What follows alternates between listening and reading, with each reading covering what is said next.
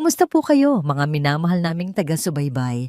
Sana ay nasa mabuti at ligtas kayong kalagayan ngayon. Samahan niyo po akong muli sa isang panibagong paglalakbay ng puso. Isang kwentong siguradong yayanig sa inyong damdamin at magpapabago sa tingin ninyo sa salitang pamilya. Sabi nila, ang tahanan ang pinakaligtas na lugar sa mundo. Pero paano kung ang mismong pader ng inyong bahay ang siyang unti-unting dumudurog sa'yo? Paano kung ang mga ngiti sa hapagkainan ay may nakatagong patalim? Ngayong araw, bubuksan natin ang pahina ng isang kwento tungkol sa pag-ibig na naging patibong at katotohanang kailangang ipaglaban kahit gaano pa ito kasakit. Handa na ba kayo? Huminga ng malalim. Ito ang malakas ang buhos ng ulan ng gabing iyon. Tila nakikiramay ang langit sa bigat na nararamdaman ni Dalisay. Mahigpit ang hawak niya sa manibela ng kotseng hiram niya sa kanyang hipag na si Maya. Ang puting SUV ay humaharurot sa madulas na kalsada ng Tagaytay. Palayo sa Hacienda Balara, palayo sa mga demonyong nagtatago sa anyo ng kanyang sariling pamilya. Ang mga luha sa mata ni Dalisay ay mas mabilis pa sa pagpatak ng ulan sa windshield. Nanginginig ang kanyang mga kamay habang pilit niyang dinadial ang numero ni Maya sa kanyang cellphone. Ate Maya! Ate! Sagutin mo! Parang awa mo na. Bulong ni Dalisay sa sarili, garalgal ang boses. Kailangan mong malaman ang totoo. Papatayin ka nila. Papatayin ka nila, Kuya Hook. Pero walang sumasagot. Tanging voicemail lang ang naririnig niya. Sa di kalayuan, nakita niya ang isang matalim na kurbada. Ang bangin ay nasa gilid lamang. Instinctively, inapakan ni Dalisay ang preno. Pero walang nangyari. Muli niyang diniin ang kanyang paa. Mas malakas, mas mabilis. Ang pedal ng preno ay lumubog hanggang sa sahig. Malambot at walang silbi. Walang friksyon. Walang paghinto. Nanlaki ang mga mata ni Dalisay. Ang malamig na hangin ay tila bumulong sa kanyang tainga ng isang nakakikilabot na katotohanan. Hindi ito aksidente. Ang kotseng ito, ang kotseng dapat gamitin ni Ate Maya ngayong gabi, ay sinadyang sirain. Kuya! Ang huling salitang lumabas sa bibig ni Dalisay. Isang sigaw na puno ng pagtataksil at sakit ang umalingaw-ngaw kasabay ng pagkidlat na wala ng kontrol ang sasakyan. Bumangga ito sa barrier, umikot sa ere, at tuluyang nahulog sa kadiliman ng bangin. Ang tunog ng nayuping bakal at basag na salamin ay nilamon ng ingay ng kulog. At pagkatapos, katahimikan. Sa Hacienda Balara, balisa si Amaya Sining o mas kilala bilang Maya, kanina pa siya pabalik-balik sa malawak na sala. Ang hapunan ay malamig na sa lamesa. Wala ang kanyang asawang si Hukluban na nagsabing may emergency meeting daw sa kumpanya. Wala rin ang kanyang biyenang si Doña Bakunawa na maagang nagkulong sa kwarto dahil masama daw ang pakiramdam. Pero ang ipinag-aalala niya ay si Dalisay. Saan ka na ba, Dali? Bulong ni Maya habang nakatingin sa labas ng bintana. Ang ulan ay parang latigo sa salamin. Dapat ay magkasama sila ngayon. Dapat ay gagamitin ni Maya ang kotse niya para sunduin si Hook. Pero nagpumilit si Dalisay na hiramin ito para may puntahan daw na importante. Ang kakaiba, parang takot na takot si Dalisay kanina bago umalis. Parang may gustong sabihin pero hindi matuloy-tuloy. Biglang tumunog ang telepono sa lamesa. Mabilis pa sa 4:00 na dinampot ito ni Maya. Hello? Dali? Magandang gabi po. Ito po ba ang pamilya ni Miss Amaya Di Malanta Bulma? Isang boses ng lalaki. Formal pero mabigat. Ako po yun. Sino to? Ma'am, tumatawag po kami mula sa San Gabriel Hospital. May naaksidente pong sasakyan na nakarehistro sa pangalan ninyo. Isang puting SUV. Nabitawan ni Maya ang telepono. Parang huminto ang pagtibok ng mundo. Ang tunog ng pagkabasag ng baso sa sahig ay hindi niya ininda. Ang tanging naririnig niya ay ang ugong sa kanyang tainga. Ang puting SUV, ang kotseng dala ni Dalisay. Ang hallway ng ospital ay amoy gamot at kawalan ng pag-asa. Tumatakbo si Maya, basa pa ng ulan ang laylayan ng kanyang bestida. Natanaw niya agad si Hook at Doña Bacunawa sa labas ng emergency room. Si Hook ay nakasandal sa pader, nakatakip ang mga kamay sa muka. Si Doña Bacunawa naman ay nakaupo, tulala, pero nanginginig ang buong katawan na parang sinasaniban. "Hook! Mama!" Sigaw ni Maya. Lumingon si Hook. Namumula ang mga mata nito. Pero bago pa makalapit si Maya para yakapin ang asawa, lumabas ang doktor mula sa ER. Dahan-dahan itong umiling. "I'm sorry," mahinang sabi ng doktor. Wala na siya. Dead on arrival. Napaluhod si Maya. Ang sakit ay parang punyal na tumarak sa dibdib niya. Si Dalisay, ang masiyahin at mabait na si Dalisay, ang kaisa-isang tao sa pamilyang Bulma na tunay na nagparamdam sa kanya ng pagmamahal. Wala na. Biglang tumayo si Doña Bacunawa. Ang kanyang mukha ay hindi maipinta. Halo-halong gulat, galit at isang emosyon na hindi maintindihan ni Maya. Lumapit ang matanda kay Maya ng mabilis. Pak! Isang malakas na sampal ang dumapo sa pisngi ni Maya. Napahawak siya sa mukha, gulat na gulat. "Mama, kasalanan mo to," sigaw ni Doña Bacunawa. Ang boses ay matinis at puno ng lason. Dinuro niya si Maya, ang daliri ay nanginginig sa galit. "Bakit pinahiram mo sa kanya ang kotse mo? Bakit siya ang nagmaneho? Mama, huminahon kayo!" Awat ni Hook. Hinawakan sa balikat ang ina. Aksidente ang nangyari. Pero nagpupumiglas si Doña Bacunawa. Tinitigan niya si Maya gamit ang mga matang nanlilisik. Mga matang parang nakakita ng multo. At sa gitna ng kanyang hysterical na pag-iyak, binitawan niya ang mga salitang magpapabago sa lahat. Hindi siya dapat namatay. Hiyaw ng matanda habang nakatingin ng diretso sa mga mata ni Maya. "Yung kotseng yun, para sa'yo yun. Ikaw dapat ang nasa loob noon. Ikaw dapat ang namatay, hindi ang anak ko. Bakit buhay ka pa?" Nanigas si Maya. Ang paligid ay biglang tumahimik para sa kanya. Ikaw dapat ang nasa loob noon. Tumingin siya kay Hook. Naghahanap ng kakampi, naghahanap ng magsasabing dala lang ng hapis ang mga sinabi ng ina nito. Pero sa unang pagkakataon, napansin ni Maya ang kakaiba sa mata ng asawa. Walang gulat, walang pagtatanggol. Umiwas lang ito ng tingin at yumuko. Sa sandaling iyon, sa harap ng bangkay ng kanyang hipag, naramdaman ni Maya ang isang malamig na yakap. Hindi yakap ng damamay, kundi yakap ng kamatayan na daplis lang na tumama sa kanya. Ang aksidente ay hindi aksidente.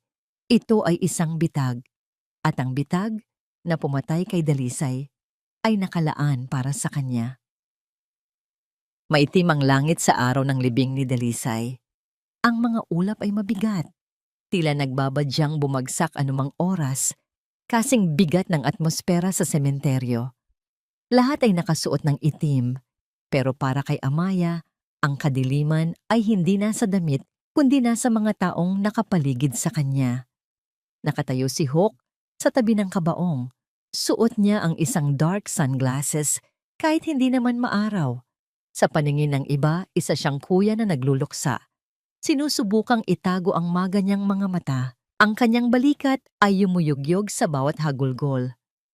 "Condolence, Hook. Napakabait na bata ni Dalisay," sabi ng isang ale, sabay tapik sa likod ni Hook. "Salamat po, tita," sagot ni Hook. Ang boses niya ay basag at puno ng hinagpis. "Hindi ko matanggap. Bakit siya pa?" Pero mula sa kinatatayuan ni Amaya sa likuran, nakikita niya ang ibang anggulo. Nakikita niya ang kanang kamay ni Hook na nakasuksok sa bulsa ng pantalon. Nakikita niya ang paggalaw ng braso nito. Mabilis, pasimple. Hindi ito nanginginig sa lungkot. Nagte-text ito. Bumaling si Amaya ng tingin. Gusto niyang isipin na nag-aayos lang ito ng detalye para sa libing o nagpapasalamat sa mga nagpadala ng bulaklak. Pero ang instinct ng isang asawa ay minsan mas matalas pa sa ebidensya. Biglang tumunog ang vibration ng phone ni Hawk. Isang maikling tunog, pero sa katahimikan ng libing, parang kulog ito sa pandinig ni Amaya. Pasimpleng sinilip ni Hawk ang cellphone mula sa bulsa. Bahagyang iniangat ang salamin sa mata. Sa isang iglap, wala pang isang segundo, nakita ni Amaya ang pagkawala ng lungkot sa mukha ng asawa. Napalitan ito ng inis. Mabilis siyang nag-type, tapos ay binura agad ang thread. Nang lumingon siya at nagtama ang paningin nila ni Amaya, bumalik agad ang maskara ng pagdadalamhati. "Ayos ka lang ba, love?" tanong ni Hook, sabay akbay kay Amaya. "Namumutla ka." Humiwalay si Amaya sa yakap. "Nasusuka ako," pagsisinungaling niya. Habang papalapit ang pari para sa huling basbas, dumating ang isang lalaking pamilyar kay Amya. Si Mang Narding. Siya ang matagal ng mekaniko ng pamilya Vulma, ang nagme-maintain ng mga sasakyan nila sa Hacienda Balara. Ang suot ni Mang Narding ay gusgusin at ang kanyang mukha ay puno ng takot. Hindi siya lumapit sa kabaong. Nakatingin lang siya kay Hook mula sa malayo. Ang kanyang mga mata ay nanlalaki, parang nakakita ng demonyo. Napansin ito ni Hook. Tinanggal ni Hook ang kanyang sunglasses. Dahan-dahan siyang lumapit kay Mang Narding. Walang narinig si Amaya, pero nakita niya ang paghawak ni Hook sa balikat ng matanda. Mahigpit. Masyadong mahigpit. Halos bumaon ang mga daliri ni Hook sa damit ni Mang Narding. May binulong si Hook at kasabay noon, namutla ang mekaniko. Parang hinahabol ng aso, tumalikod si Mang Narding at mabilis na umalis ng sementeryo nang hindi man lang nagpapaalam. Lalong lumakas ang kabog ng dibdib ni Amaya. Bakit takot na takot ang mekaniko? At bakit ang kotseng minamaneho ni Dalisay, ang kotseng bagong check-up lang ni Mang Narding nung nakaraang linggo, ang siyang nawalan ng preno? Kinagabihan, pagkatapos ng libing, bumalik sila sa Hacienda Balara. Ang bahay ay tahimik, pero ang katahimikan ay nakabibingi. Umakyat si Amaya sa kwarto ni Dalisay. Hindi pa rin ito nagagalaw mula nung aksidente. Ang amoy ng paboritong pabango ni Dalisay na vanilla ay nananatili pa rin sa hangin. Umupo si Amaya sa kama ng yumaong hipag. Hinaplos niya ang unan. Sa ilalim ng unan, may naramdaman siyang matigas na bagay. Isang maliit na notebook na may leather cover. Ang diary ni Dalisay. Alam ni Amaya na masama ang magbasa ng diary ng iba, pero may kung anong puwersa ang nagtutulak sa kanya na buksan ito. Binuklat niya ang huling pahina na may sulat, may petsa noong gabi ng aksidente. Ang sulat kamay ni Dalisay ay magulo, parang nagmamadali. Hindi ko na kayang manahimik. Narinig ko sila mama at kuya kagabi sa library. Akala nila tulog na ako. Ang Hacienda Balara. Hindi lang ito basta lupa. May binabalak sila kay Ate Maya. Inaayos na ni Kuya ang mga papel para ilipat ang lahat sa pangalan ng anak niya. Diyos ko, may anak siya sa labas? Kailangang malaman ni Ate Maya ang totoo bago mahuli ang lahat. Sasabihin ko sa kanya mamaya. Kukuha ako ng ebidensya. Nabitawan ni Amaya ang notebook. Nanlamig ang buong katawan niya. Anak? May anak si Hawk? At may binabalak sila sa kanya?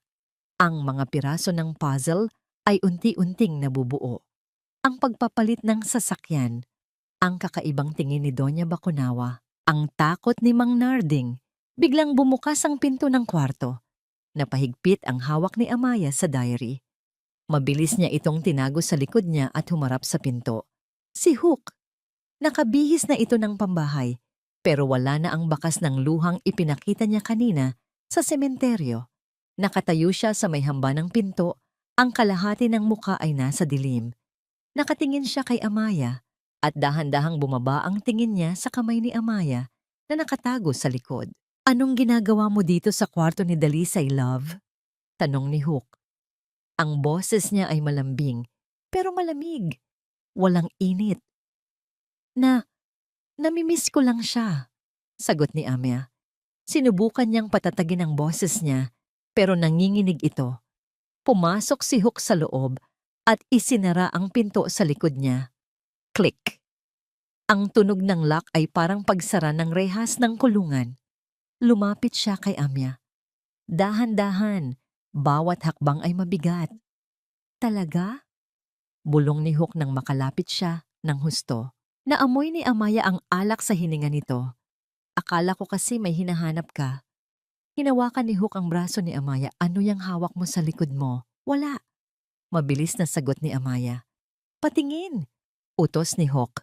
Nawala na ang lambing. Ang natira na lang ay ang boses ng isang taong nasanay na laging nasusunod. Sabi ko, patingin! Hinila ni Hook ang kamay ni Amaya. Pilit na nanlaban si Amaya pero mas malakas ang asawa niya. Nakaagaw ito ng puwersa at nahablot ang diary. Tinitigan ni Hook ang notebook. Kilalang kilala niya ito. Ito ang diary na laging bitbit ng kapatid niya.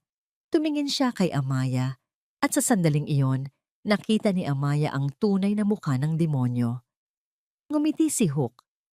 Isang ngiting hindi umabot sa mga mata. Binasa mo? Tanong niya ng mahina. Hindi nakasagot si Amaya. Ang takot ay bumara sa lalamunan niya. Sayang. Iling ni Hook habang nilalaro ang diary sa mga kamay niya. Gusto ko pa naman sanang bigyan ka ng ilang araw para magluksa. Pero mukhang masyado kang mausisa. Lumapit palalo si Hook hanggang sa maramdaman ni Amaya ang init ng hininga nito sa kanyang taingao. Alam mo ba kung anong nangyayari sa mga taong masyadong matanong, Maya? Kinabukasan, maagang umalis si Amaya sa Hacienda Balara. Ang paalam niya kay Hook ay dadalaw lang siya sa puntod ni Dalisay. Pumayag naman ang asawa pero ang tingin nito habang paalis ang sasakyan ni Amaya ay nanunuot sa buto. Alam ni Amaya na binabantayan siya. Alam niyang bilang na ang oras niya. Kinuha ni Hook ang diary kagabi. Sinunog niya ito sa harap mismo ni Amaya sa fireplace habang humihigop ng wine. Wala nang ebidensya. Salita na lang ni Amaya laban sa impluensya ng mga vulma. Pero hindi siya pwedeng tumigil. Ang una niyang pinuntahan ay ang talyer ni Mang Narding sa bayan. Ito ang huling pag-asa niya. Kung mapapaamin niya ang mekaniko na inutusan siya ni Hook na sirain ang preno, may laban siya. Pagdating niya sa talyer, sarado ang gate. May kadenang nakapalupot at isang malaking kandado. Bumaba si Amaya at kumatok.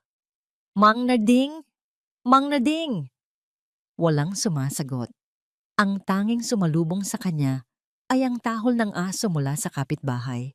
Lumabas ang isang alay mula sa kabilang bahay. May hawak na walis tingting. Naku miss, wala na dyan si Narding. Sabi ng ale. Po? Saan po pumunta? Kailangan ko lang po siyang makausap, importante lang. Pakiusap ni Amaya. Umalis na kagabi pa. Madaling araw. Kwento ng ale. Sabay lingon sa kaliwat kanan na parang takot na may makarinig. Nagmamadali nga eh. Ni hindi nagpaalam ng maayos. Ang sabi lang, babalik daw siya sa probinsya ng Agusan dahil may sakit ang nanay. Pero ang weirdo, miss, wala namang nanay yang si Narding. Matagal nang patay. Nanlumos si Amaya. Agusan, isang lugar na milya-milya ang layo. Alam niyang hindi nanay ang dahilan. Tumakas si Mang Narding dahil sa takot. O baka pinatahimik na siya. Pumasok muli si Amaya sa kotse. Nanginginig ang kamay niyang humawak sa manibela. Kung wala si Narding, wala siyang saksi. Kailangan niya ng tulong. Hindi ng pulis, dahil hawak ng pamilya Bulma ang hepe ng pulisya sa lugar nila. Kailangan niya ng taong may prinsipyo. Kinuha niya ang cellphone at dinaldial ang isang numerong matagal na niyang hindi tinatawagan. Attorney Banahaw? Si Amaya ito. Tulungan mo ako. Parang awa mo na. Nagkita sila sa isang lumang coffee shop sa gilid ng Maynila, malayo sa mata ng mga kakilala ni Hook. Ang Cafe Gunita ay tahimik, amoy lumang libro at kapeng barako. Nang makita ni Amaya si Attorney Banahaw magtanggol, hindi niya napigilan ang pagtulo ng luha. Si Banahaw ang kababata niya, ang dating may gusto sa kanya bago siya niligawan ni Hook. Isa na itong sikat na human rights lawyer ngayon. Matipuno pa rin, pero seryoso ang mukha. Amaya, bati ni Banahaw, sabay abot ng panyo. Umupo ka, ligtas tayo dito. Ban, hindi aksidente ang nangyari kay Dalisay. Diretsahang sabi ni Amaya. Nanginginig ang boses. Pinatay siya. At ako dapat ang papatayin nila. Inasahan ni Amaya na magugulat si Banahaw. Inasahan niyang sasabihin nitong praning lang siya dahil sa trauma. Pero nanatiling kalmado ang abogado. Huminga ito ng malalim at naglabas ng isang brown envelope mula sa kanyang bag. Naniniwala ako sa iyo, Amaya. Seryosong sabi ni Banahaw. Dahil bago mamatay si Dalisay, tumawag siya sa akin. Nanlaki ang mata ni Amaya. Ano? Tumawag siya noong umaga bago ang aksidente. Humihingi siya ng legal advice tungkol sa annulment at fraud, paliwanag ni Banahaw. May hinala na siya sa kapatid niya at sa nanay nila. Kaya nagsimula na akong mag-imbestiga kahit hindi mo pa sinasabi. Binuksan ni Banahaw ang envelope at nilatag ang mga dokumento sa mesa. Tingnan mo ito, Amaya. Tinuro ni Banahaw ang isang dokumento. Ito ang insurance policy ng kotseng na aksidente. Nakapangalan sa iyo ang rehistro, tama? Pero tingnan mo ang clause sa life insurance na kinuha ni Hawk para sa iyo nitong nakaraang buwan lang. Binasa ni Amaya ang papel. Nanlamig siya. Policy amount, 50 milyong piso. Sole beneficiary, Hukluban Vulma. 50 milyong piso, mariing sabi ni Banahaw. Kapag namatay ka sa aksidente, mapupunta ang lahat ng yan kay Hook. Pati ang mana mo, mula sa mga magulang mo na hindi pa naililipat sa kanya. Mapupunta sa kanya kapag nawala ka. Napahawak si Amaya sa bibig niya. Pera? Papatayin niya ako dahil lang sa pera? Hindi lang pera, Amaya. Sagot ni Banahaw. Ang mukha ng abogado ay puno ng awa at galit. May mas malalim pang dahilan. May kinuha pang isang litrato si Banahaw mula sa envelope. Dahan-dahan niya itong iniabot kay Amaya. Sinundan ng private investigator ko si Hook nitong mga nakaraang linggo habang busy ka sa pag-aalaga kay Doña Bacunawa. Kinuha ni Amaya ang litrato. Sa litrato, nakikita si Hook. Nasa isang mamahaling restaurant ito. Hindi siya nag-iisa. May kahalikan siyang isang babae. Isang babaeng maganda, bata, at sopistikada. Pero hindi ang halik ang dumurog sa puso ni Amaya. Bumaba ang tingin niya sa katawan ng babae sa litrato. Nakaumbok ang tiyan nito, buntis. At sa leeg ng babae, may suot itong kwintas. Isang kwintas na pamilyar kay Amaya. Ito ang heirloom necklace na nawawala kay Doña Bacunawa noong nakaraang buwan. Ang kwintas na ipinaparatang ng biyenan niya na naiwala daw ni Amaya dahil sa kapabayaan. Nasa leeg ng kabit ng asawa niya ang kwintas ng pamilya. Sino siya? Halos walang boses na tanong ni Amaya. Siya si Stella, sagot ni Banahaw. Ang college sweetheart ni Hawk at ang ina ng magiging tagapagmana ng mga Vulma. Napatawa si Amaya ng mapait. Ang tawa ay humalo sa hikbi. Kaya pala kailangan akong mawala. Hindi lang para sa pera, kundi para palitan ako. Hinawakan ni Banahaw ang kamay ni Amaya sa ibabaw ng mesa. Amaya, delikado ang buhay mo sa bahay na yon. Hindi ka na pwedeng bumalik doon. Umiling si Amaya. Pinunasan ng luha gamit ang likod ng palad. Ang lungkot sa mukha niya ay napalitan ng isang bagay na mas matalim. Galit. Babalik ako, Ban, sabi ni Amya. Ang boses ay matigas na parang bato. Babalik ako dahil hindi nila pwedeng makuha ang lahat matapos nilang patayin si Dalisay.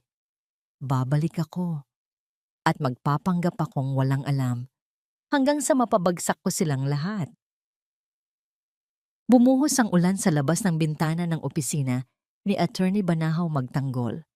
Pero mas malamig ang hangin sa loob habang binabasa niya ang background check report tungkol sa babaeng nasa litrato, si Stella. Stella Marasigan, dating beauty queen sa isang maliit na bayan, hindi nakatapos ng college. Pero biglang yumaman 3 taon na ang nakakaraan. Nakatira sa isang kondo sa Makati na nakapangalan sa isang shell company na pagmamay-ari ng Bulma Corporation. Hawak na kita! Bulong ni Banahaw habang tinititigan ang profile ni Stella. Pero hindi lang yun ang nalaman niya. Sa tulong ng isang contact sa loob ng clinic kung saan nagpapacheck up si Stella, nakumpirma ni Banahaw ang hinala niya. Stella is 5 months pregnant. Isang batang lalaki. Ang tagapagmana na matagal nang hinihintay ni Doña Bacunawa. Dinampot ni Banahaw ang telepono para tawagan si Amaya. Kailangan niyang balaan ang kababata. Ang plano ni Amaya na bumalik sa Hacienda Balara at magpanggap na walang alam ay masyadong delikado. Hawk is desperate at ang taong desperado ay handang gawin ang lahat. Ring, ring, walang sumasagot. Sagutin mo, Amaya. Mariing bulong ni Banahaw. Sa kabilang linya, tanging voicemail lang ang sumagot. Hello, you've reached Amaya. Leave a message. Ibinaba ni Banahaw ang telepono nang may halong kaba. May masamang kutob siya. Mabilis niyang binuksan ang laptop at nag-login sa isang secure server. Noong huling nagkita sila ni Amaya, palihim niyang nilagyan ng tracker at spyware ang phone panton nito habang nag-uusap sila. Nakita niya ang location ni Amaya. Nasa loob na ito ng Hacienda Balara. Pero ang mas nakapangamba kay Banahaw ay ang access niya sa medical records ng pamilya Vulma. May bagong reseta na ipinasok si Hook sa sistema kaninang umaga lang gamit ang lisensya ng isang bayarang doktor. Diazepam, haloperidol, gamot para sa malalang sakit sa pag-iisip, gamot na pampakalma at pampahilo. Napamura si Banahaw. Hook, hayop ka! Balak mong palabasin na baliw ang asawa mo. Sa Hacienda Balara, umiikot ang paningin ni Amaya. Nakaupo siya sa sofa, hawak ang isang baso ng gatas na ipinagtimpla sa kanya ni Hook kanina.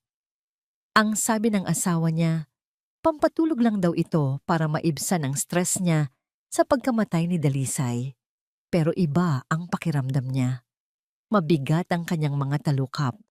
Ang mga anino sa sulok ng bahay ay parang gumagalaw. Ang tunog ng orasan ay parang pinalakas ng 10 beses. Tik-tak, tik-tak, Hook! Tawag ni Amaya. Parang bulak ang nasa bibig niya. Tuyot at mahirap magsalita. Lumapit si Hook mula sa kusina.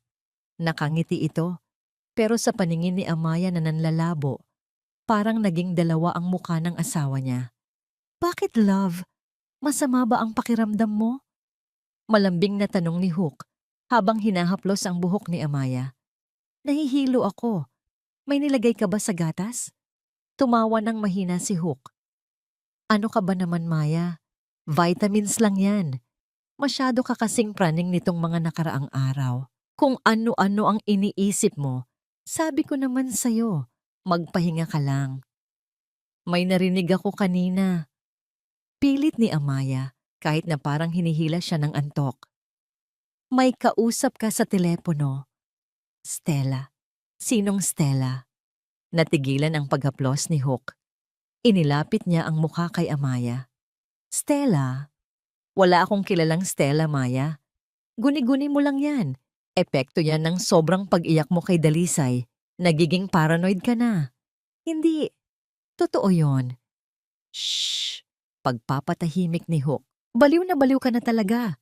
Kailangan mo na ng tulong. Tumayo si Hook at may tinawagan sa intercom. Papasukin mo na sila. Ilang sandali pa, bumukas ang malaking pinto ng mansion. Pumasok ang liwanag na masakit sa mata ni Amaya. Pumasok si Doña Bacunawa, nakangisi. At sa likod niya, may kasamang isang babae. Ang babae ay nakasuot ng puting uniforme ng nurse.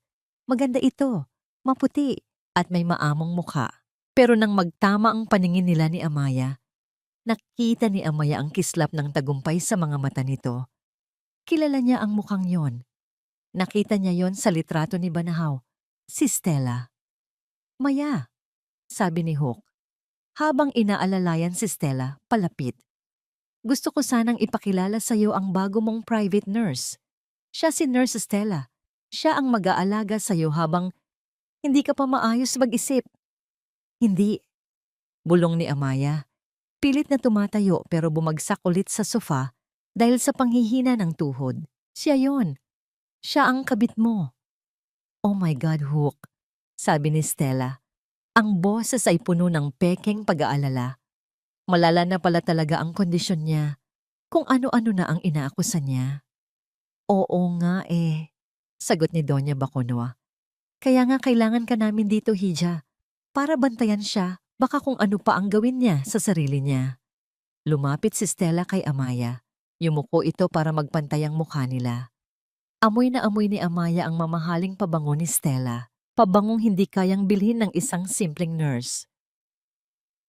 Huwag kang mag-alala, Ma'am Maya, bulong ni Stella habang inaayos ang kumot sa binti ni Amaya. Aalagaan kitang mabuti. Sisiguraduhin kong makakapagpahinga ka na. Sa pagyuko ni Stella, nalaglag mula sa loob ng uniforme nito ang isang kwintas na nakatago kanina. Nanlaki ang mga mata ni Amaya kahit hilo siya. Isang silver locket na may hugis puso. Ito ang kwintas na suot ni Dalisay. Nung gabing maaksidente ito. Ang kwintas na hindi na-recover ng mga pulis sa pinangyarihan ng krimen. Ang kwintas na bigay ni Amaya kay Dalisay noong debut nito. Bakit nasa kanya? Nanginginig na itinuro ni Amaya ang leeg ni Stella. Yung kwintas, kay Dalisay ito yan. Ngumiti si Stella. Hinawakan niya ang locket. Ito? Regalo sa akin ni Sir Hook. Ang ganda, di ba? Bagay na bagay sa akin. Tumingin si Amaya kay Hook. Nakatingin lang ang asawa niya. Walang pagsisisi. Kinuha pala ni Hook ang kwintas mula sa bangkay ng sarili nitong kapatid at ibinigay sa kabit niya. Sa sandaling iyon, sa gitna ng epekto ng gamot, naramdaman ni Amaya ang paghalo ng sukdulan na galit at takot. Nasa loob na ng pamamahay niya ang ahas at wala siyang lakas para lumaban. Matulog ka na, Maya, utos ni Hook. At sa huling pagkakataon bago siya lamunin ng dilim, nakita ni Amaya ang kamay ni Stella na humahaplos sa braso ni Hook habang si Doña Baconawa ay nakangiting parang nanalo sa loto. 2:00 ng madaling araw. Tahimik ang buong Hacienda Balara maliban sa mahinang huni ng mga kuliglig sa labas. Pero sa loob ng master bedroom, gising na gising si Amya. Kanina, pinainom siya ni Stella ng 2 tableta. Pampakalma, sabi nito habang nakangiti ng matamis. Nagpanggap si Amaya na nilunok ang mga gamot. Umakto siyang nahihilo, pumikit, at naghintay hanggang sa marinig niya ang pagsara ng pinto. Ngayong sigurado na siyang tulog na ang nurse sa kabilang kwarto. Mabilis na bumangon si Amaya at tumakbo sa banyo. Iniluwa niya ang mga tableta na kanina pa nakatago sa ilalim ng kanyang dila. Mapait ang lasa. Pero mas mapait ang katotohanang kailangan niyang lunukin araw-araw na ang mga kasama niya sa bahay ay gustong pumatay sa kanya. Binuksan niya ang gripo para matakpan ng ingay ng tubig ang kanyang pagduwal. Tinitigan niya ang sarili sa salamin. Namumutla siya. Nangingitim ang ilalim ng mata at payat na payat. Huwag kang susuko, Maya, bulong niya sa sarili. Para kay Dalisay. Para sa sarili mo. Pinunasan niya ang kanyang muka. At dahan-dahang lumabas ng kwarto. Walang sapin sa paa. Tinahak niya ang mahabang pasilyo ng mansyon. Ramdam niya ang lamig ng tiles sa kanyang talampakan. Para siyang multo na naglalakad sa sarili niyang pamamahay. May nakita siyang liwanag mula sa ilalim ng pinto ng library sa dulo ng hallway. Nandoon pa sila. Dahan-dahan, pigil ang hininga. Lumapit si Amaya. Idinikit niya ang kanyang tainga sa pinto. Makapal ang kahoy, pero dahil sigawan ang nagaganap sa loob, dinig na dinig niya ang bawat salita. Isa kang tanga, Hook. Boses yon ni Doña Baconawa, galit na galit. Paano kung magising ang diwa ng asawa mo? Paano kung may makaalam na hindi siya baliw? Kontrolado ko ang lahat, sagot ni Hook. Kalmado ang boses nito. Bagay na lalong nagpakilabot kay Amaya. Hawak natin ang doktor. Hawak natin ang nurse. Sino ang maniniwala sa kanya? Isang babaeng nawala ng bait dahil sa pagkamatay ng hipag niya. Perfect story, di ba? Huwag kang masyadong kampante, kalabog ng lamesa. Mukhang pinalo ito ng donya. Palpak ka! Ang usapan aksidente lang. Ang usapan, mawawala siya ng malinis. Pero anong nangyari? Ang kapatid mo ang namatay. Ang anak ko, Hook. Ang kaisa-isa kong anak na babae. Napahawak si Amaya sa bibig niya para pigilan ang paghikbi. Nanginginig ang buong katawan niya. Kumpirmado. Mailang beses ko bang sasabihin sa'yo? Depensa ni Hook. Tumataas na rin ang boses. Malay ko bang hihiramin ni Dalisay ang sasakyan ni Maya noong gabing yon? Nakaset up na ang preno. Sira na ang brake line. Si Maya dapat ang magmamaneho papuntang airport para sunduin ako. Aksidente ang nangyari kay Dalisay. Aksidente? Sigaw ng ina. Pinatay mo ang kapatid mo. Wala akong pinatay. Siya ang sumakay sa kotseng para sa asawa ko. Para sa asawa ko. Ang mga salitang yon ay parang bombang sumabog sa pandinig ni Amaya. Si Maya dapat. Nakaset up na ang preno. Hindi lang ito hinala. Hindi lang ito kutob. Ito ang katotohanan. Ang asawa niyang minahal, pinagsilbihan at inalagaan ng 5 taon ay nagplano ng isang brutal na kamatayan para sa kanya. At si Dalisay ang sumalo ng bala na para sa kanya. Kinuha ni Amaya ang kanyang cellphone mula sa bulsa ng pajama. Nanginginig ang mga daliri niya habang pinipindot ang voice recorder. Inilapit niya ito sa pinto. Anong gagawin natin ngayon? Tanong ni Doña Bakunawa. Humupa na ang sigaw, pero nandoon pa rin ang diin. Itutuloy natin ang plano, sagot ni Hook. Bukas, pipirmahan ng doktor ang confinement papers ni Maya. Dadalhin na siya sa mental facility sa Laguna. Doon, walang makakarinig sa kanya. Doon, unti-unti siyang mawawala. Hanggang sa makalimutan na siya ng mundo at sa atin na ang Hacienda Balara. Nire-record ni Amaya ang lahat. Ang bawat plano, ang bawat kasamaan. Tumutulo ang luha niya, pero hindi dahil sa takot, kundi sa puot. Puot na nagbibigay sa kanya ng lakas. Aalis siya, para ibigay ang ebidensyang ito kay Banhaw.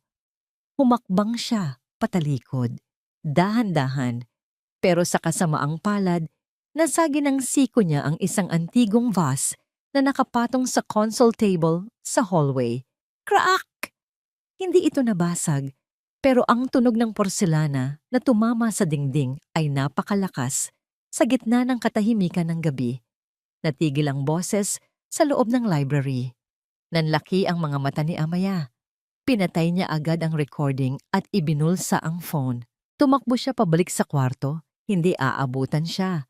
Magtago? Saan? Bago pa siya makagalaw, bumukas ang pinto ng library. Ang liwanag mula sa loob ay tumama sa mukha ni Amaya. Nakatayo siya doon, parang usana na headlights, suot ang kanyang puting pantulog. Sa pinto, nakatayo si Doña Bakunawa, nakasuot ng itim na robe. Ang mukha nito ay hindi gulat, kundi isang nakakatakot na kalmadong ekspresyon. Sa likod niya, nakasilip si Hook, hawak ang isang baso ng whiskey. Nagkatinginan silang tatlo. Alam na nilang naririnig ni Amaya ang lahat. Wala nang silbi ang pagpapanggap. Ngumisi si Doña Bakunawa, isang ngising nagpatayo ng balahibo ni Amaya. Gising ka pa pala, Hija, sabi ng matanda, habang dahan-dahang humahakbang papalapit kay Amaya. Masama sa mga baliw ang nagpupuyat. Baka kung ano ang marinig nila. Hindi gumalaw si Amaya sa kanyang kinatatayuan sa hallway. Ang titig ni Doña Bakunawa ay parang isang ahas na handang manuklaw. Sa likod nito, si Hook ay tahimik na humihigop ng alak, tila nanonood lang ng isang palabas. Alam ni Amaya na sa oras na tumalikod siya at tumakbo, hahabulin siya ni Hook. At sa lakas ng asawa niya, siguradong aabutan siya. Hindi siya pwedeng magpadalos-dalos. Hawak niya ang ebidensya sa kanyang bulsa, ang cellphone na naglalaman ng recording. Kailangan niya itong mailabas ng bahay. Kaya naman, sa isang iglap, nagdesisyon si Amya. Kung gusto nilang palabasin na baliw siya, ibibigay niya sa kanila ang gusto nila. Biglang nanlaki ang mga mata ni Amaya. Tumingin siya sa hangin, sa gilid ni Doña Bakunawa at nagsimulang manginig. Dalisay, bulong ni Amaya nakatingin sa kawalan. Bakit ka nandyan? Bakit? Bakit ang dami mong dugo? Natigilan si Doña Bakunawa kahit gaano kasama ang matanda. Ang pagbanggit sa pangalan ng namatay niyang anak ay nagdulot ng kilabot sa kanya. Lumingon siya sa likod niya pero wala namang tao. Anong pinagsasasabi mo? Bulyaw ng Donya pero may halong takot sa boses. Huwag! Huwag mo silang sasaktan! Sigaw ni Amaya na ngayon ay napaluhod na sa sahig at tinatakpan ng kanyang mga tainga. Umiiyak siya, humahagulgol ng malakas. Hook! Paalisin mo siya. Galit na galit si Dalisay. Sinasabi niyang tinulak niyo siya. Lumapit si Hook, ibinaba ang baso ng alak. Tama na yan, Maya. Umaarte ka na naman. Pero patuloy si Amaya sa paggiling sa sahig, sumisigaw ng mga salitang walang katuturan. Ang preno! Ang preno! Ah! Nagkatinginan ang mag-ina. Nakita ni Amaya sa gilid ng kanyang mata ang pagbabago sa mukha nila. Mula sa hinala na may alam siya, napalitan ito ng kumpiyansa na talagang nawawala na siya sa sarili. Dalhin siya sa dining area. Utos ni Doña Bakunawa kay Stella, nakakarating lang dahil sa ingay. Painumin ng gamot. Doblehin ang dosage. Bukas na bukas din, dadalhin na natin siya sa facility. Sa dining room, nakaupo si Amaya. Nakatali ang kanyang mga kamay sa likod ng upuan gamit ang isang panyo. Nasa harap niya si Stella. Hawak ang isang mangkok ng sopas at durog na gamot. Open wide, Mamaya, nakangiting sabi ni Stella. Kailangan mong kumain para lumakas ka. Tinitigan ni Amaya si Stella. Ang babaeng ito, ang kabit na walang konsensya, ang nagsuot ng kwintas ng patay. Umakyat ang dugo sa ulo ni Amaya. Ayoko. Madiing sabi ni Amaya, huwag kang matigas ang ulo. Sabad ni Hook na nakaupo sa kabisera, nagbabasa ng dyaryo na parang walang hostage drama sa harap niya. Kumain ka na para makatulog ka. Inilapit ni Stella ang kutsara sa bibig ni Amaya. Amoy na amoy ni Amaya ang mapait na gamot na hinalo sa sabaw. Kapag ininom niya ito, siguradong tulog siya hanggang bukas. At paggising niya, nasa mental hospital na siya, wala nang kawala. Kailangan niyang kumilos ngayon. Habang pilit na isinusubo ni Stella ang kutsara, biglang kinagat ni Amaya ng madiin ang daliri ng nurse. Aray! Ah! Sigaw ni Stella, nabitawan ang mangkok. Tumapon ang mainit na sabaw sa hita niya. Binitawan mo ako, baliw ka. Dahil sa gulat at sakit, napaatras si Stella at natabig ang pitzel ng tubig. Crash! Basag. Ginamit ni Amaya ang pagkakataon. Sa lakas ng adrenaline, buong pwersa niyang inihampas ang kanyang likod sa sandalan ng upuan hanggang sa lumuwag ang pagkakatali ng panyo. Mabilis siyang tumayo, dinampot ang isang malaking piraso ng basag na pitzel at itinutok ito kay Stella. Huwag kayong lalapit, sigaw ni Amaya.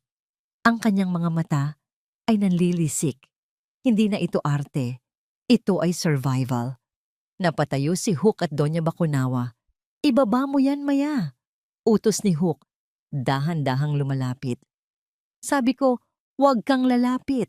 Umiwa si Amaya sa hangin. Alam ko ang lahat, Hook. Alam ko ang plano nyo. Alam kong papatayin niyo ako para makuha ang pera at ang bahay. Wala kang pruweba. Baliw ka. Sigaw ni Doña Bakunawa. Ngumisi si Amya. Dinukot niya ang cellphone sa bulsa gamit ang kaliwang kamay, habang ang kanan ay nakatutok pa rin kay Stella.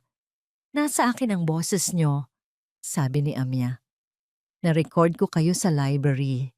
Namutla si Hook. Sa isang iglap, nawala ang pagiging kalmado nito. Sumugod siya. Akin na yan. Ibinato ni Amaya ang hawak niyang basag na salamin sa mukha ni Hook. Umiwas si Hook, pero sapat na yon para makatakbo si Amaya. Takbo! Takbo palabas ng dining room. Takbo papunta sa kitchen door. Huliin niyo siya! Ang cellphone! Kunin niyo ang cellphone! Tili ni Doña Bakunawa. Rinig ni Amaya ang mabibigat na yabag ni Hook sa likuran niya. Malapit na. Malapit na siya sa back door. Binuksan niya ang pinto. Sinalubong siya ng malakas na ulan at dilim ng gabi. Madulas ang damuhan. Ilang beses siyang muntik madapa. Wala siyang sapin sa paa. Ang mga bato at sanga ay sumusugat sa talampakan na niya. Pero hindi niya iniinda. Maya, bumalik ka dito! Sigaw ni Hook. Ang boses nito ay parang kulog sa likuran niya. Natanaw ni Amaya ang gate sa likod ng hasyenda. Sarado ito. Mataas. Hindi niya aabutin. Isang ilaw ng sasakyan ang biglang sumilaw sa kanya mula sa kabilang ibayo ng gate. Bumukas ang pinto ng isang itim na sedan. Lumabas si Attorney Banahaw, basang-basa sa ulan. Amaya! Dito! Umakyat ka sa pader! Dito sa gilid! Sigaw ni Banahaw. May nakatambak na mga lumang hollow blocks sa gilid ng pader. Ginamit ito ni Amaya bilang hagdan, mabilis. Pilit. Nahawakan ni Hook ang laylayan ng damit ni Amaya. Saan ka pupunta? Hila ni Hook. Bitawan mo ako. Buong lakas na sinipa ni Amaya ang mukha ni Hook gamit ang kanyang paa.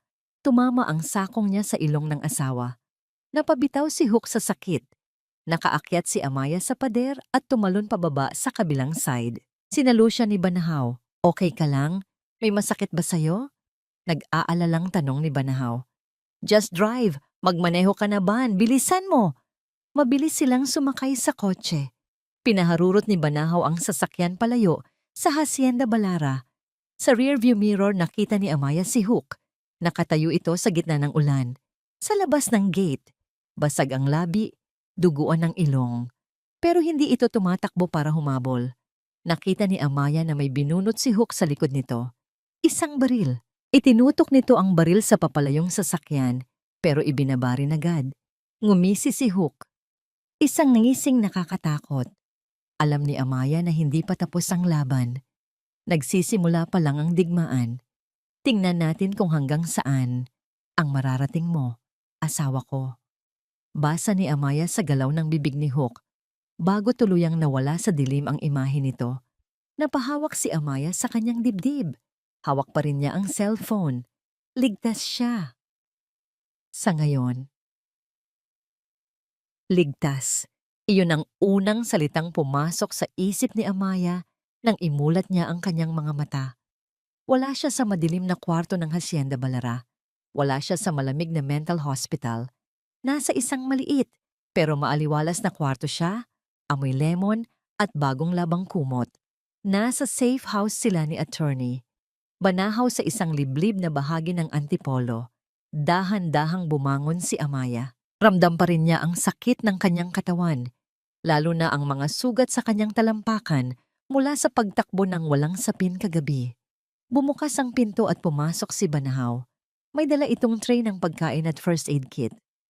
Ang mukha ng abogado ay pagod, pero nang makita niyang gising na si Amaya, sumilay ang isang tipid na ngiti. Gising ka na pala, malambing na bati ni Banahaw.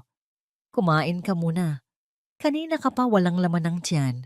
Inilapag ni Banahaw ang tray at lumuhod sa paanan ng kama. Kinuha niya ang bulak at betadine. Mahap dito ng konti ha. Paalala niya bago dahan-dahang linisan ang mga sugat sa paa ni Amaya. Pinanood ni Amaya si Banahaw, ang lalaking ito, nakababata niya, na minsan niyang tinanggihan para piliin si Hook, ay siya ngayong naglilinis ng kanyang mga sugat. Salamat, Ban, bulong ni Amaya. Kung hindi ka dumating, baka patay na ako ngayon. Tumingala si Banahaw. Ang mga mata niya ay puno ng emosyon na matagal na niyang itinatago. Hindi ko hahayaang mangyari yon, Amaya. Huli na ako nang dumating ako para kay Dalisay. Hindi ako papayag na mawala ka rin. Hinawakan ni Amaya ang kamay ni Banahaw. Sa gitna ng gulo, Nakaramdam siya ng kakarampot na init sa kanyang puso. Isang alyansa na higit pa sa pagiging magkaibigan. Ang recording, biglang naalala ni Amaya. Nasa cellphone ko. Mabilis na kinuha ni Banahaw ang cellphone ni Ame na nakapatong sa mesa. I-connect niya ito sa kanyang laptop. Ilang sandali pa, umaling-awngaw sa kwarto ang boses ni Hook at Doña Bacunawa. Malinaw. Walang duda. Nakaset up na ang preno. Sira na ang brake line. Si Maya dapat ang magmamaneho. Aksidente ang nangyari kay Dalisay. Pinatay mo ang kapatid mo. Napapikit si Banhaw. Humigpit ang hawak sa mesa. Solid evidence ito, Amaya. Frustrated parricide at murder. Sapat na ito para makakuha tayo ng warrant of arrest. Bukas na bukas din, isasampa natin ang kaso. Nakahinga ng maluwag si Amaya. Sa wakas, matatapos na ang bangungot. Makukuha na ni Dalisay ang hustisya. Pero kailangan nating mag-ingat, dagdag ni Banahaw. Matalino si Hook at hawak niya ang media. Tila tinawag ng tadhana. Biglang nag-flash ang breaking news sa maliit na TV sa kwarto. Breaking news, Pamilya Vulma. Nanawagan sa nawawalang asawa ng CEO. Nanigas si Amaya. Tumingin siya sa screen. Naka-live broadcast si Hook. Nasa harap ito ng Hacienda Balara. Napapaligiran ng mga pulis at reporter. Ang mukha ni Hook ay may benda sa ilong at pasa sa labi. Mga sugat na gawa ng sipa ni Amaya kagabi. Pero sa harap ng kamera, ginamit niya ito bilang sandata. Umiiyak si Hook sa TV, isang performance na pang best actor. Maya, kung nanonood ka man, sabi ni Hook sa kamera, garalgal ang boses. Umuwi ka na. Mahal na mahal kita. Alam kong hindi mo sinasadyang saktan ako. Alam kong hindi mo sinasadyang patayin si Dalisay. Napasinghap si Amaya. Ano? Nagpatuloy si Hook sa TV. Simula nang mamatay ang kapatid ko, nawala na sa sarili ang asawa ko. Sinisisi niya ang sarili niya, kaya nagkaroon siya ng breakdown. Kagabi, inatake niya ako at ang nurse niya. Tumakas siya. Natatakot po ako na baka saktan niya ang sarili niya. O baka may saktan pa siyang iba. Siya po ang huling gumamit ng kotseng na aksidente. Sinasabi ng mga investigador na baka siya ang sumira sa preno dahil sa selos kay Dalisay. Demonyo ka! Sigaw ni Amaya sa TV. Nanginginig siya sa galit. Binaligtad ni Hook ang lahat. Siya pa ngayon ang pinalalabas na pumatay kay Dalisay dahil sa selos. Gaslighting on a national scale. Galit na sabi ni Banahaw. Inunahan niya tayo. Ngayon, kapag lumabas tayo na may dalang ebidensya, sasabihin ng mga tao na gawa-gawa lang yon ng isang baliw na babae para pagtakpan ng krimen niya. Anong gagawin natin, Ban? Tanong ni Amaya. Nagsisimula ng mataranta. Pinaghahanap na ako ng buong Pilipinas. Bago pa makasagot si Banahaw, narinig nila ang tunog na kinatatakutan ng lahat ng nagtatago. Wiwu! Wiwu! Ang tunog ng sirena, hindi isa kundi marami. Lumapit si Banahaw sa bintana at sumilip sa kurtina. Namutla siya. Paano? Bulong ni Banahaw. Paano nila nalaman ang lugar na to? Walang nakakaalam nito. Sa labas, nakita nila ang 3 patrol car ng pulisya na huminto sa tapat ng safe house. Kasunod nito ang isang itim na van na pamilyar kay Amaya. Ang van ng mga tauhan ni Doña Bacunawa. May megaphone na tumunog mula sa labas. Attorney Magtanggol, alam naming nasa loob kayo. Pinaliligiran na namin ang bahay. Ilabas niyo si Mrs. Amaya Vulma. May warrant of arrest kami para sa kanya sa kasong murder. Napatingin si Amaya kay Banahaw. Warrant of arrest? Agad-agad? Ganoon kalakas ang impluwensya ng mga Vulma. Nabili na nila ang hustisya bago pa man makapagsalita si Amya. Amaya, makinig ka. Mabilis na sabi ni Banahaw, hinawakan ang magkabilang balikat ni Amaya. Kailangan nating tumakas. Sa likod, may daanan papunta sa gubat. Ako ang haharap sa kanila para madelay sila. Hindi kita iiwan. Kailangan, hawak mo ang recording. Yan lang ang alas natin. Kapag nahuli ka nila ngayon, Papatayin ka nila sa kulungan bago pa umabot sa korte ang kaso. Tumakbo ka na. Bog, bumagsak ang pinto sa harap. Nakapasok na sila. Clear the area! Sigaw ng mga pulis sa sala. Dito, bilisan mo! Tulak ni Banahaw kay Amaya papunta sa likod na pinto. Pero huli na ang lahat. Pagbukas ni Amaya ng pinto sa likod, bumungad sa kanya ang dalawang naka-uniformeng pulis na may nakatutok na baril. At sa likod nila, nakatayo si Stella. Nakangiti habang hawak ang isang payong. Hello, Mamaya! Bati ni Stella. Time to go home. Napalingon si Amaya kay Banahaw. Nakadapa na ang abogado sa sahig, pinoposasan ng 3 pulis. Duguan ang noo nito.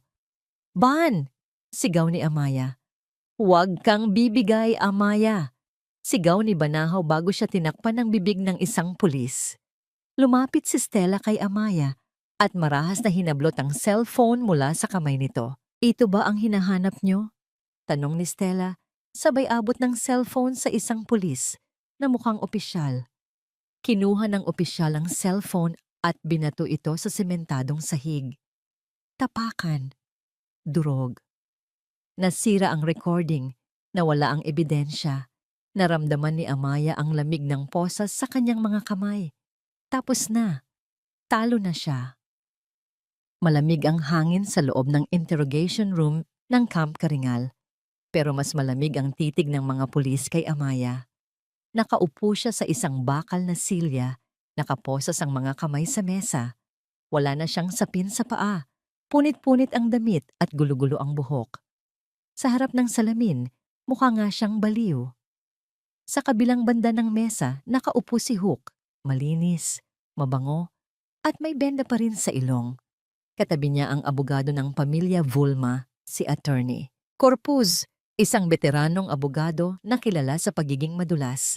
Nasa loob din ng piskal, prosecutor, para sa inquest proceeding. Mrs. Vulma, panimula ng piskal, mabigat ang mga ebidensya laban sa'yo.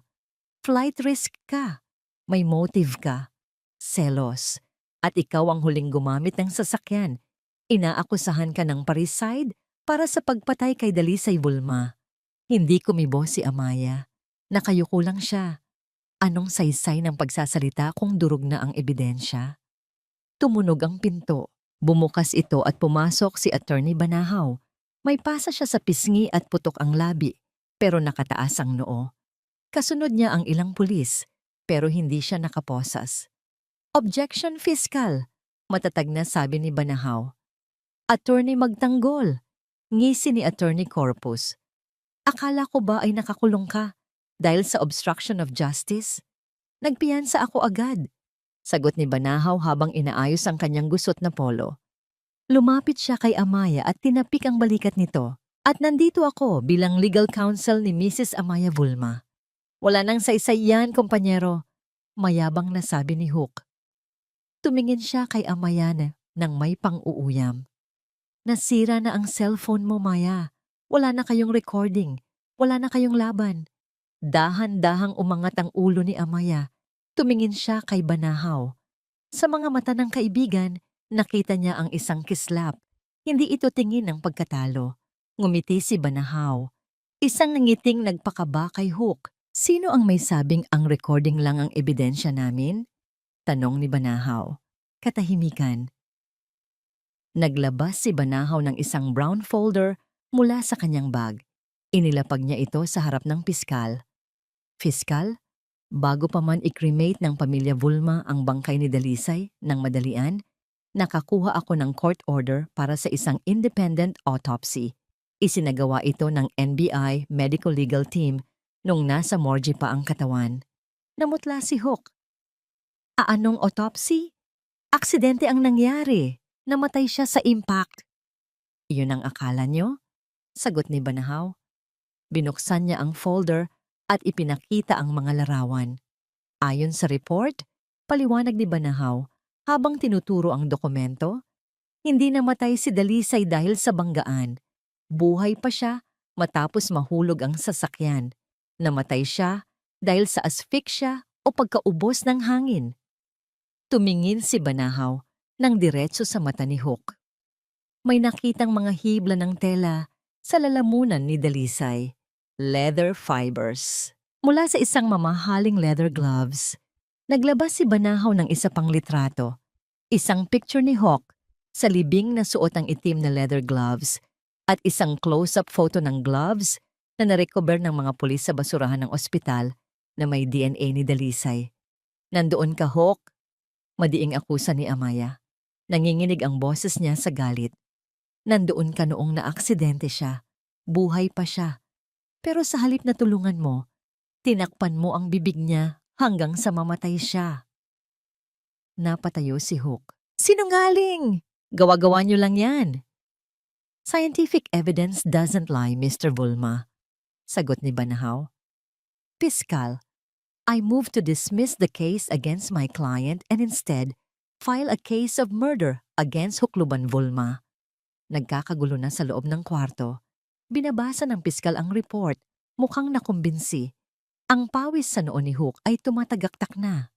Talo ka na, Hook, bulong ni Amaya. Pero biglang tumawa si attorney. Corpus, ang tawa ng abogado ng mga Bulma, ay umaalingaw-ngaw sa kwarto. Magaling! Attorney magtanggol. Magaling. Palakpak ni Corpus. Pero nakakalimutan niyo yata ang isang bagay. May kinuha si Corpus sa kanyang briefcase, isang dokumento na may tatak ng San Gabriel Medical Center. Ang kliyente niyo na si Amaya Vulma ay certified na may schizophrenia at paranoid delusions, sabi ni Corpus sabay abot ng papel sa piskal. Pinirmahan ito ng chief psychiatrist ng ospital. Sinasabi dito na matagal na siyang may hallucinations. Fake news yan, sigaw ni Banahaw. Binayaran niyo ang doktor. Dokumento ito, attorney, sagot ni Corpus. At ayon sa batas, ang isang taong wala sa sariling katinuan ay hindi pwedeng tumestigo. At ang mga paratang niya ay walang bigat sa korte. Lahat ng sinasabi niya, ang autopsy, ang gloves, lahat yan ay pwedeng manipulasyon lang ng isang baliw na babae na gustong idiin ang asawa niya. Tiningnan ng piskal ang psychiatric report. Pagkatapos ay tiningnan niya si Amaya. Sugatan, gulo ang buhok, sumisigaw, at tiningnan niya si Hawk. Disente, mukhang kagalang-galang. Bumuntong hininga ang piskal. Dahil sa conflicting evidence, sabi ng piskal, at dahil sa questionableng mental state ng akusado, I order na dalhin muna si Mrs. Amaya Vulma sa isang psychiatric facility para sa masusing obserbasyon. Hindi! Sigaw ni Amaya. Hindi ako baliw. Ban, huwag mo silang hayaan. Piskal, this is illegal detention. Protesta ni Banahaw. This is procedure, counsel. Sagot ng piskal. Kapag napatunayang matino siya, tsaka natin itutuloy ang kaso. Pero sa ngayon, she is a danger to herself and others. Ngumisi si Hook kay Amaya. Lumapit ito at bumulong habang inaakay siya ng mga pulis palabas. Sabi ko sa'yo, Maya, walang maniniwala sa baliw. Enjoy your vacation. Hinila ng mga pulis si Amaya. Nakita niya si Banahaw na pinipigilan ng ibang mga officer. Amaya, ilalabas kita dyan. Pangako, sigaw ni Banahaw. Pero habang hinihila siya palayo, nakita ni Amaya si Doña Bakunawa na naghihintay sa labas ng pinto. May hawak itong straitjacket. Ang destinasyon niya ay hindi kulungan, kundi ang Bahay Pag-asa, ang mental hospital na pagmamay-ari ng isang kaibigan ng mga Vulma. Doon, walang batas. Doon, walang abogado. Doon, siya ay magiging isang numero na lang. Bago isara ang pinto ng police van, nagtama ang mata nila ni Hook sa huling pagkakataon.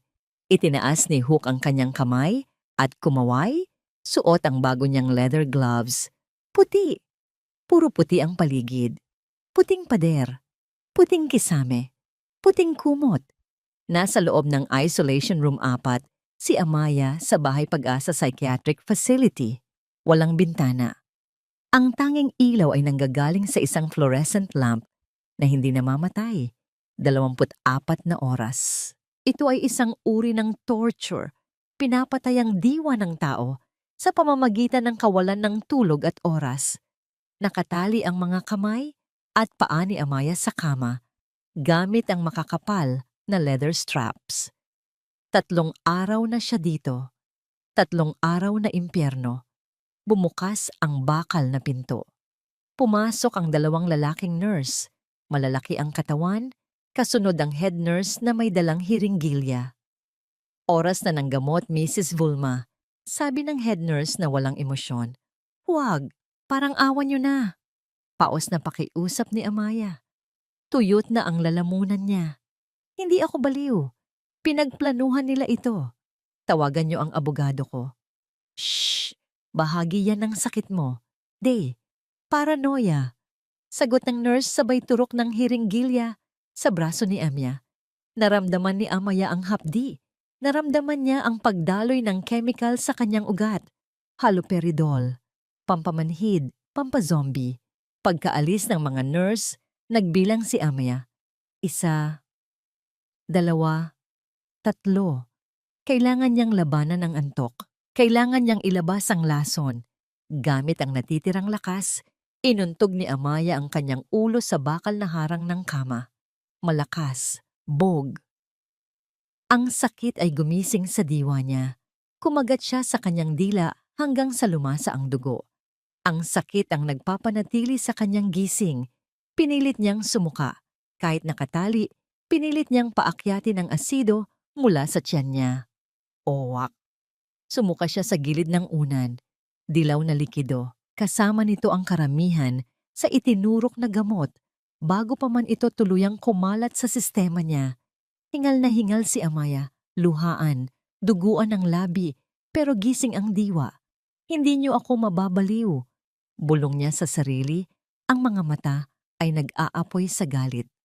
Babalik ako at susunugin ko kayong lahat. Kinahapunan, bumukas ulit ang pinto. Akala ni Amaya ay oras na naman ng gamot, pero ang pumasok ay isang pamilyar na amoy. Amoy ng mamahaling pabango na humahalo sa amoy ng nabubulok na konsensya. Si Doña Bacunawa, naka-shades ito, nakaitim na dress at may dalang mamahaling bag, parang bibisita lang sa mall. Lumapit ang matanda sa kama ni Amaya. Tinitigan niya ang manugang na mukhang kalansay na. Ngumisi ang Donya. Mukhang hiyang ka dito, Hija. Panunuya ni Doña Bacunawa. Hinawakan niya ang pisngi ni Amaya. Ngunit mabilis itong umiwas para bang nasunog ang balat niya. Pakawalan mo ako rito, wala kang karapatan. Nanginginig sa galit na sabi ni Amaya. Mahinang tumawa ang Donya. Bakit kita pakakawalan? Dito ka ligtas. At higit sa lahat, ligtas kami mula sa'yo. Yumuko ang Donya at bumulong. Malamig at mabigat ang bawat salita. May alam ka ba kung ano ang sinasabi sa labas? Ayon sa balita, tuluyan ka raw gumuho matapos ang nangyari kay Dalisay. Sinasabi nilang hindi ka na raw stable at hindi ka na dapat magdesisyon para sa sarili mo. Nanlaki ang mga mata ni Amaya. Doon niya naintindihan ang tunay na balak ng Donya. Bukas ng umaga, patuloy ng Donya, makikita ka ng mga nurse na patay na. Sasabihin nila na nagbigti ka gamit ang kumot dahil hindi mo na kinaya ang guilt. Papatayin niyo ako. Tutulungan ka lang namin, Amaya. Ngisi ng matanda. Tumayo ito at inayos ang damit. By the way, ready na ang papeles. Kapag namatay ka, si Hook ang sole heir. At yung anak ni Stella, lalaki, siya ang magdadala ng apelidong Bulma sa Hacienda Balara. Ang ganda ng ending, di ba? Naglakad palabas si Doña Bacunawa. Bago isara ang pinto, lumingon siya. Magdasal ka na, Hija. Maikli na lang ang gabi. Samantala, sa parking lot ng San Gabriel Medical Center, umuulan ng malakas. Naglalakad si Dr. Soliman, ang chief psychiatrist na binayaran ng mga Bulma, papunta sa kanyang kotse. Kumakanta-kanta pa siya habang hawak ang susi ng bago niyang sports car, katas ng suhol ni Hook. Pagbukas niya ng pinto ng kotse, may naramdaman siyang malamig na bakal sa kanyang sentido. Baril. Sakay! Utos ng isang boses mula sa dilim ng backseat. Nanigas si Dr. Soliman. Sino ka? Kunin mo na ang wallet ko. Huwag mo lang akong sasaktan. Hindi ko kailangan ng pera mo, doktor. Sagot ng boses. Dahan-dahang lumabas ang mukha ni attorney. Banahaw mula sa dilim. Puno ng galit ang mukha nito. Wala na ang pagiging formal na abogado. Ang kaharap ng doktor ngayon ay isang lalaking handang pumatay para sa babaeng mahal niya. Attorney magtanggol? Gulat na sabi ng doktor. Teka, illegal to. Kidnapping to. Illegal? Tumawa ng mapakla si Banahaw. Yung ginawa mo kay Amaya. Legal ba yon? Yung pagpirma mo sa fake diagnosis, legal ba yon? Idiniin ni Banahaw ang baril sa ulo ng doktor. Click! Kinasa niya ito. Makinig ka, doktor. Wala na akong pakialam sa batas. Dahil binaluktot niyo na ang batas, madiing sabi ni Banahaw. May dalawang choice ka ngayon. Una, sasama ka sa akin sa Bahay Pag-asa at pipirmahan mo ang release order ni Amaya at aamin ka sa video na binayaran ka. At yung pangalawa? Nanginginig na tanong ng doktor. Yung pangalawa? Tumingin si Banahaw sa labas ng bintana kung saan bumubuhos ang ulan. Iiwan kita dito sa parking lot na may butas sa ulo. Choose. Napalunok ang doktor. Nakita niya sa mata ni Banahaw na hindi ito nagbibiro. Oo, sasama ako. Huwag mo lang iputok. Good choice, sabi ni Banahaw. Drive, bilisan mo. Baka hindi ko na maabutan si Ama. Balik sa isolation room 4. 2:00 ng madaling araw. Tahimik na ang buong pasilidad. Hindi makatulog si Amaya.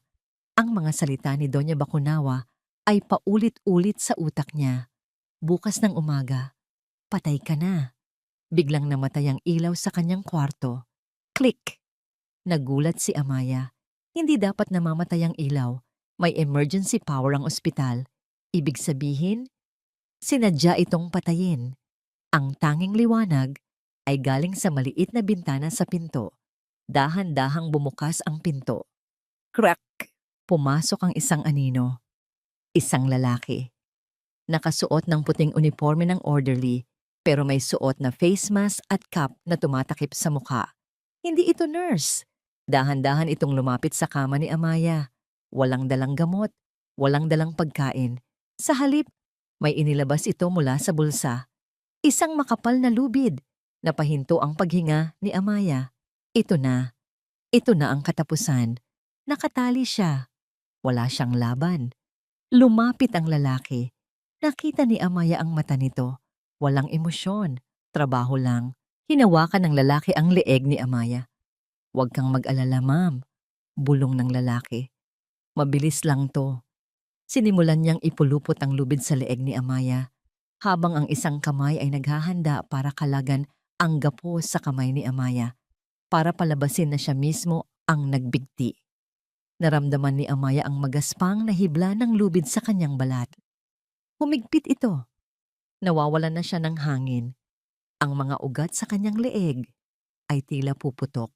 Ang kanyang paningin ay nagsimulang magkaroon ng itim na mga tuldok. Ito na ba? Dito na ba matatapos? Hindi. Sa gitna ng pag-aagaw buhay, isang primal na instinct ang nanaig. Kung mamamatay siya, isasama niya ang demonyong ito. Gamit ang huling lakas na natitira sa kanya, buong puwersa niyang isinugod ang kanyang ulo, paharap, at kinagat ang kamay ng lalaki na nakahawak sa lubid. Kinagat niya ito ng buong diin. Ramdam niya ang pagbaon ng kanyang mga ngipin sa laman ng lalaki. Lumasa ang dugo sa bibig niya. Arg! Wist! Sigaw ng lalaki sa sakit. Sinubukan niyang hilahin ang kamay, pero mas lalong humigpit ang kagat ni Amaya. Sa galit, sinuntok ng lalaki ang tagiliran ni Amaya. Blag! Napabitaw si Amaya. Umubo ng dugo. Hayop ka! Gigil na sabi ng lalaki. Hinigpitan niya ng todo ang lubid sa leeg ni Amaya. Wala ng awa. Nawalan na ng lakas si Amya. Ang kanyang mga mata ay nagsimulang pumikit. Ang huling imahe sa utak niya ay ang mukha ni Dalisay. Nakangiti. Pagkatapos, ang mukha ni Banahaw. Paalam. Blag! Isang nakabibinging tunog ang yumanig sa buong kwarto. Ang bakal na pinto ay lumipad mula sa bisagra nito at bumagsak sa sahig. Mabilis na pumasok ang mga aninong nakasuot ng itim na tactical gear. NBI, huwag kang gagalaw.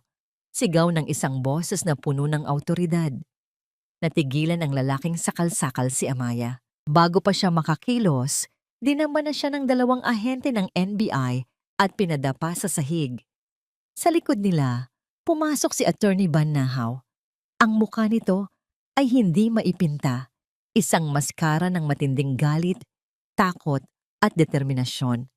Nang makita niya si Amaya na nakahandusay sa kama, halos hindi humihinga at may lubid pa sa leeg, tila sumiklab ang apoy sa kanyang mga mata. Amaya! Mabilis pa sa 4:00 na lumapit si Banahaw. Nanginginig ang kamay niya habang tinatanggal ang lubid sa leeg ni Amaya. Puno ng pasa ang leeg nito. Maputla. Kinakabahan, chinek ni Banahaw ang pulso. Mahina, pero tumitibok pa. Buhay siya! Sigaw ni Banahaw. Mabilis niyang kinalagan ang mga leather strap sa kamay at paa ni Amaya. Umubo ng malakas si Amaya. Humahabol ng hininga. Dahan-dahan niyang iminulat ang kanyang mga mata. Sa gitna ng nanlalabong paningin, ang unang mukha na nakita niya ay ang mukha ni Banahaw. Paos na bulong niya. Niyakap siya ni Banahaw. Nandito na ako, Maya. Ligtas ka na. Hindi na kita iiwan. Bumaling si Banahaw sa isang ahente ng NBI na hawak-hawak si Dr. Soliman sa kwelyo. Ang doktor ay nanginginig sa takot. Doktor! Sigaw ni Banahaw. Ang release order. Pirmahan mo ngayon din. Nanginginig na kinuha ng doktor ang papel at ballpen na iniabot ng ahente at mabilis na pumirma. Binuhat ni Banahaw si Amaya na parang isang babasaging manika. Binalot niya ito sa kanyang coat. Habang naglalakad sila palabas ng impyernong yon, dumaan sila sa nahuling hitman. Tinitigan ni Amaya ang lalaki. At sa kauna-unahang pagkakataon, sa loob ng maraming araw, nagsalita si Amaya ng may buong lakas at tapang. Sabihin mo sa amo mo, madiing sabi ni Amaya. Ang boses ay malamig at matalim. Paparating na ako. 1 linggo. 1 linggo na ang nakalipas mula nang mailigtas si Amaya mula sa bahay Pag-asa. Sa loob ng 1 linggo, nanatili siyang nakatago sa isang NBI safe house, habang si Attorney Banahaw naman ay parang ipu-ipong kumikilos para ihanda ang lahat. Ang video confession ni Dr. Soliman, ang testimonya ng nahuling hitman, ang independent autopsy report, ang mga bank records na nagpapatunay sa malaking perang inilipat ni Hawk sa account ni Stella at ng doktor. Lahat ay handa na. Ang kailangan na lang nila ay ang tamang tiyempo, ang perpektong entablado. At ngayong gabi, ibinigay na sa kanila ng pamilya, Vulma, ang entabladong yon. Nasa headlines ng lahat ng chismis website, Hook Vulma, magpo-propose na sa bagong pag-ibig sa isang grand engagement party sa Hacienda Balara. Isang malaking sampal sa mukha ng hustisya. Isang insulto sa alaala ni Dalisay. Hindi pa man napapawalang bisa ang kasal nila ni Amaya. Magpapakasal na agad si Hook. Sa loob ng safe house, tinitigan ni Amaya ang kanyang refleksyon sa salamin. Wala na ang babaeng payat at sugatan. Pinalitan ito ng isang reyna. Nakasuot siya ng isang simple pero eleganteng itim na bestida. Ang kanyang buhok ay maayos na nakapusod. Ang kanyang mukha ay may light makeup, sapat lang para takpan ang mga pasa na natitira. Pero ang mga mata niya ang nagbago. Hindi na ito mga mata ng takot, kundi mga mata ng isang mangangaso. Handa ka na ba? Tanong ni Banahaw mula sa likod niya. Nakasuot ito ng barong, mukhang kagalang-galang at handa sa laban. Tumango si Amaya. Ipinanganak akong handa para sa gabing ito. Hinawakan ni Banahaw ang kamay ni Amaya. Ano man ang mangyari, nasa likod mo lang ako. Ngumiti si Amaya. Alam ko. Ang Hacienda Balara ay puno ng ilaw, musika at tawanan. Ang mga pinakamayayamang pamilya sa Pilipinas ay naroroon. Mga politiko, artista, negosyante. Lahat sila ay nag-iinuman ng champagne. Hindi alam na nakatungtong sila sa isang crime scene. Sa gitna ng lahat, nakatayo si Hook Bulma at si Stella Marasigan. Si Stella ay nakasuot ng isang nagniningning na puting gown. Ipinagmamalaki ang kanyang malaking tiyan. Si Hook naman ay nakangiti mula tenga hanggang tenga. Tinatanggap ang mga pagbati. Si Doña Bacunawa ay nasa isang tabi, parang isang reyna ina na pinapanood ang tagumpay ng kanyang kaharian. Isang toast! Sigaw ni Hook. Tinaas ang kanyang baso. Para sa aking magandang maganda at matapang na si Stella. At para sa ating magiging anak, ang susunod na Vulma. Clink, clink, clink. Nagpalakpakan ang mga tao. Lumuhod si Hook sa harap ni Stella. Inilabas niya ang isang maliit na kahon. Stella, will you marry me? Yes, a million times yes. Sagot ni Stella, umiiyak sa tuwa habang suot ni Hook ang diamanteng singsing sa daliri niya. Sa gitna ng palakpakan at hiyawan ng mga tao. Bumukas ang malaking pinto ng mansion. Tumahimik ang lahat. Napalingon ang mga bisita. Doon, sa may pintuan, nakatayo si Amaya. Mag-isa, tahimik. Nakatitig ng diretso kay Hook. Ang reaksyon ng mga tao ay halo-halo, gulat, tsismis, pagtataka. Hindi ba't baliw ang babaeng ito? Hindi ba't nasa mental siya? Nanigas si Hook. Ang ngiti sa kanyang labi ay unti-unting nawala. Namutla si Doña Bacunawa na parang nakakita ng multo. Amaya? Bulong ni Hook, hindi makapaniwala. Naglakad si Amaya papasok, dahan-dahan. Bawat hakbang ay may bigat at layunin. Ang mga tao ay humahawi na parang dagat na binibigyan daan ng isang propeta. Huminto si Amaya sa harap mismo ng entablado kung saan nakatayo si Hook at Stella. Dinampot niya ang isang mikropono mula sa banda. Good evening everyone, bati ni Amaya. Ang boses niya ay kalmado, pero umalingaw-ngaw ito sa buong hardin. Mukhang na-miss ko yata ang party. Pasensya na, medyo naging busy ako nitong nakaraang linggo. Guards, paalisin niyo ang babaeng yan dito. Sigaw ni Hook, nagsisimula ng mataranta.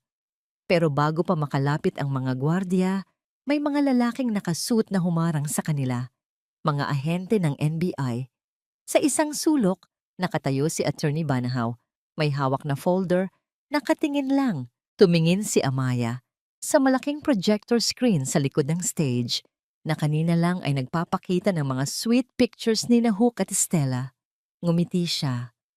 Alam nyo, may inihanda rin akong presentation para sa gabing ito, sabi ni Amaya. Isang munting regalo para sa engagement niyo, Hook. Itinaas niya ang isang maliit na remote control. Pinindot niya ito. Biglang nagbago ang nasa screen. Ang mga litrato ni Hook at Stella ay napalitan ng isang video. Ang mukha ni Dr. Soliman. Nanginginig. Umiiyak. Ako si Dr. Manuel Soliman. Aaminin ko, binayaran ako ni Mr. Hook Bulma ng 5 milyong piso para gumawa ng pekeng psychiatric report laban kay Mrs. Amaya Bulma. Nagsimulang magbulungan ang mga bisita. Ang iba ay naglabas na ng cellphone para mag-record. Patayin niyo yan! Patayin niyo ang projector! Utos ni Doña Bacunawa. Pero hindi pa tapos si Amaya. Pinindot niya ulit ang remote. Ang sumunod na lumabas sa screen ay ang video ng interrogation ng hitman. Inutusan ako ni Doña Bacunawa Bulma na pumasok sa Bahay Pag-asa at gumawa ng isang insidenteng magmumukhang sariling kagagawan ni Mrs. Bulma. Mariing sabi ni Amaya. Ang plano niya, ako ang isisisi sa lahat. Mas lumakas ang bulungan. Ang mga bisita ay kusang umatras palayo sa mga Bulma. Para bang biglang naging delikado ang presensya ng mga ito. At para sa huling patunay, dagdag ni Amaya, habang nakatitig kina Hook at Doña Bacunawa na ngayoy naninigas, hindi makakilos, hindi makapagsalita. Dahan-dahan niyang pinindot ang play sa audio file. Umalingaw-ngaw sa buong hasyenda ang recording na nakuha ni Amaya mula sa library. Pinatay mo ang kapatid mo. Wala akong pinatay. Siya ang sumakay sa kotseng para sa asawa ko. Sa huling salitang yon, binitawan ni Amaya ang mikropono. Thud. Ang tunog ay parang pagbagsak ng martilyo ng hukom. Katahimikan. Tapos, kaguluhan. Ang katahimikan matapos ang audio recording ay mas nakabibingi kaysa sa pinakamalakas na sigaw. Tumagal lang ito ng 3 segundo. Pero para sa pamilya Vulma, iyon ang pinakamahabang 3 segundo ng buhay nila. Pagkatapos, sumabog ang kaguluhan. Ang mga bisita ay parang mga langgam na binuhusan ng kumukulong tubig. May sumisigaw, may tumatakbo palayo. Lahat ay may hawak na cellphone, nagla-live stream, nagte-text, tumatawag. Ang engagement party ay naging isang live media circus. Hindi totoo yan, frame up lang yan, sisigaw ni Hook. Pero ang boses niya ay nilamon na ng ingay. Si Stella, ang buntis na fiancé, ang unang kumilos. Dahan-dahan niyang hinubad ang diamanteng singsing na kadarating lang sa daliri niya. Inilapag ito sa mesa at mabilis na tumakbo palayo. Umiiyak bago pa siya madamay sa gulo. Iniwan niya ang lalaking ipinagpalit niya sa lahat. Naiwang mag-isa si Hook sa entablado. Tumingin siya sa paligid, hinahanap ang mga kaibigan, ang mga business partners, pero lahat sila ay umiiwas ng tingin. Lahat sila ay nakatutok ang kamera sa kanya. Wala na siyang kakampi. Ang mukha ni Hook ay nagbago. Ang pagkukunwari ay nawala. Ang natira ay purong, walang halong galit ng isang hayop na nasukol. Mula sa likod ng kanyang tuxedo, may binunot si Hook. Isang baril. Ang parehong baril na hawak niya noong gabing tumakas si Amaya. Itinutok niya ito kay Amaya. Ikaw! Ikaw ang may kasalanan ng lahat ng ito. Sigaw ni Hook, nanginginig ang kamay. Dapat matagal na kitang pinatay. Bago pa man makasigaw ang mga tao, isang putok ng baril ang umalingaw-ngaw. Bang! Pero hindi si Amaya ang tinamaan. Mula sa gilid, sumugod si attorney. Banahaw. Itinulak niya si Amaya palayo. At kasabay noon, pinaputukan niya ang kamay ni Hook gamit ang sarili niyang lisensyadong baril na laging nakatago sa ilalim ng kanyang barong. Bumagsak ang baril ni Hook sa sahig. Napasigaw siya sa sakit. Hawak ang kanyang duguan at butas na kamay. Kasabay noon, bumuhos ang mga NBI agents at pulis mula sa lahat ng sulok ng hasyenda. NBI, drop your weapons. Surrender now. Wala nang laban. Dinamba ng mga ahente si Hook at pinusasan.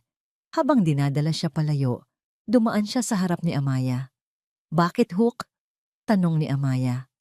Ang boses niya ay hindi nagalit, kundi puno ng pagtataka at awa. Bakit mo kailangang gawin ang lahat ng ito? Tumingin si Hook sa kanya. Ang mga mata ay puno ng pagkamuhi. Dahil mahina ka, sagot ni Hook. Dahil hindi ka karapat-dapat sa apelyidong Bulma. Kailangan ko ng tagapagmana. Kailangan ko ng kapangyarihan. At ikaw, isa ka lang hadlang. Ang pagmamahal ko sa'yo, hadlang ba yon? Hindi sumagot si Hook. Yumuko na lang siya habang itinutulak siya ng mga pulis. Samantala, sa kabilang banda, si Doña Bacunawa naman ang dinadampot ng mga ahente. Pero hindi siya nanlaban. Nakatayo lang siya, tulala. Nakatingin sa kawalan. Ang kanyang perpektong buhok ay nagulo na. Ang kanyang mamahaling damit ay nalukot. Nang bigla, napahawak siya sa kanyang dibdib. Nanlaki ang kanyang mga mata. At dahan-dahan, parang isang puno na nawalan ng ugat, bumagsak siya sa damuhan. Mama! Sigaw ni Hook, nagpupumiglas mula sa mga pulis. Stroke! Massive stroke! Sigaw ng isang ahente na may alam sa first aid. Isinakay si Doña Bacunawa sa isang ambulansya. Ang kanyang mga mata ay bukas pa, pero wala nang nakikita. Ang kanyang bibig ay nakaawang, pero wala nang masabi.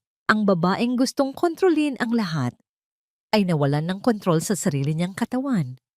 Naiwan si Amaya at Banahaw sa gitna ng hardin. Ang musika ay napalitan na ng sirena ng mga pulis at ambulansya. Lumapit si Amaya kay Hook na isinasakay na sa police car. Hinubad niya ang kanyang wedding ring, ang sing-sing na minsan ay simbolo ng pag-ibig pero ngayon ay simbolo na ng kasinungalingan. Hook, tawag ni Amaya. Lumingon si Hook. Ibinato ni Amaya ang sing-sing sa mukha nito. Tumama ito sa pisngi ni Hook bago bumagsak sa putikan.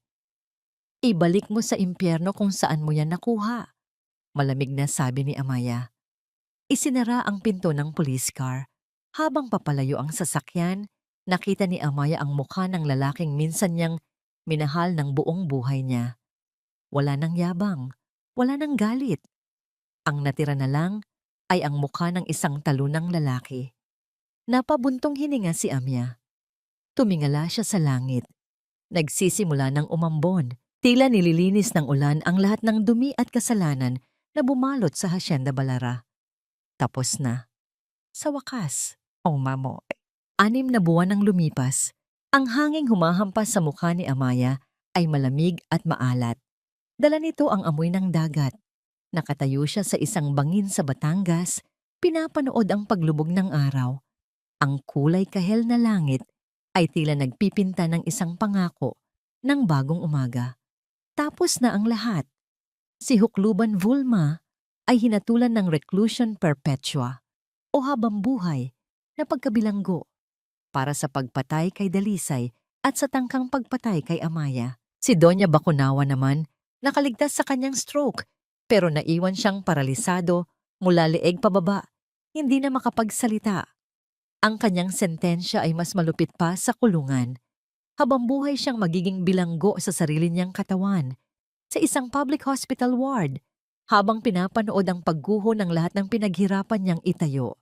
Ang Hacienda Balara at lahat ng ari-arian ng mga Vulma ay napunta kay Amaya bilang danyo sa lahat ng pinsalang idinulot sa kanya. Pero hindi na siya bumalik doon. Ipinagbili niya ang lahat.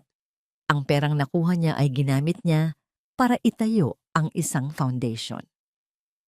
Ang Dalisay Foundation, a shelter for abused women. Isang ligtas na kanlungan para sa mga babaeng nakaranas ng karahasan sa kamay ng mga taong dapat sana ay nagmamahal sa kanila. Malalim na naman ang iniisip mo. Isang pamilyar na boses ang pumutol sa kanyang pagmumuni-muni. Lumapit si Attorney Banahaw sa tabi niya. May dalang 2 tasa ng mainit na kape. Iniisip ko lang si Dalisay. Sagot ni Amaya sabay abot sa tasa. Sa tingin mo, masaya na kaya siya ngayon? Sigurado ako, sabi ni Banahaw. Tumingin ito sa malawak na karagatan. Dahil sa tapang mo, nakuha niya ang hustisya. At dahil sa'yo, marami pang babae ang magkakaroon ng pagkakataong makatakas sa kanilang mga bangungot. Nagkaroon ng komportableng katahimikan sa pagitan nilang dalawa. Pinanood nila ang tuluyang paglamon ng dagat sa araw. Salamat sa lahat, Ban, sabi ni Amya. Lumingon siya sa abogado. Hindi ko alam kung nasaan ako ngayon kung wala ka. Ngumiti si Banahaw. Ang ngiti nito ay totoo at puno ng pagmamahal na hindi na kailangang itago. Palagi lang akong nandito, Amaya. Noon, ngayon, at bukas, sabi ni Banahaw. Dahan-dahan, hinawakan niya ang kamay ni Amaya. Hindi ito isang hawak na mapilit, kundi isang imbitasyon. Hindi bumitaw si Amaya. Sa halip, hinigpitan pa niya ang hawak. Sa unang pagkakataon, sa loob ng maraming taon, naramdaman niyang ligtas siya. Naramdaman niyang nasa bahay na siya. Hindi na siya si Amaya Sining Dimalanta Bulma, ang asawang martir. Siya na si Amaya, ang babaeng bumangon mula sa abo, ang reyna ng kanyang sariling kwento. Handa ka na ba para sa bagong kabanata? Tanong ni Banahay. Tumingin si Amaya sa papalubog na araw at sa unang sinag ng buwan na sumisikat. Handang-handa na. At dito po nagtatapos ang kwento ni Amaya. Isang kwento ng kataksilan, katatagan, at pagbangon. Ang kwentong ito ay nagpapaalala sa atin na ang tunay na lakas ay hindi nasusukat sa kung gaano karami ang kaya nating tiisin, kundi sa tapang nating tumayo at sabihing, tama na. Ang pananahimik sa harap ng kasamaan ay hindi kabaitan. Ito ay pagpayag na magpatuloy ang kadiliman. Huwag nating hayaang mabulag tayo ng pag-ibig sa puntong hindi na natin nakikita ang mga babala. At higit sa lahat, huwag tayong matakot na sirain ang mga pader na kumukulong sa atin. Dahil sa labas ng mga pader na iyon, naghihintay ang isang bagong umaga. Maraming salamat po sa inyong walang sawang pagsubaybay at pakikinig. Sana po ay may napulot kayong aral at inspirasyon sa kwento ni Amaya. Ano po ang masasabi ninyo sa kanyang pinagdaanan? At anong klaseng kwento naman ang gusto ninyong marinig sa susunod? I-comment nyo lang po sa ibaba. Dahil ang boses ninyo ang aming inspirasyon. Hindi dito nagtatapos ang ating paglalakbay. Marami pa pong kwentong kasing ganda at mas puno ng aral dito sa aming channel. Kung nagustuhan nyo ang kwentong ito, i-like, i-share sa pamilya at mga kaibigan, at mag-subscribe na rin para lagi kayong updated sa mga susunod pa naming kwento. I-click nyo ang notification bell para kayo ang unang makarinig kapag may bago kaming upload. Pagpalain po kayo ng Panginoon, kayo at ang inyong buong pamilya. Hanggang sa mulik. Hanggang sa mulik. Hanggang sa mulik. Hanggang sa mulik. Hanggang sa mulik. Hanggang sa mulik. Hanggang sa mulik.